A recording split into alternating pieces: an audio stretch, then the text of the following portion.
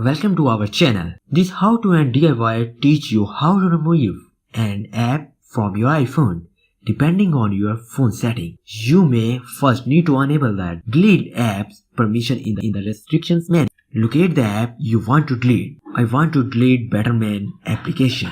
It will be either on the home screen or on one of your iPhone subsequent page. You can scroll through iPhone page by swiping left over the screen. Number 2. Tap and hold the app. You want to need to press down particularly hard. Simple touch the screen.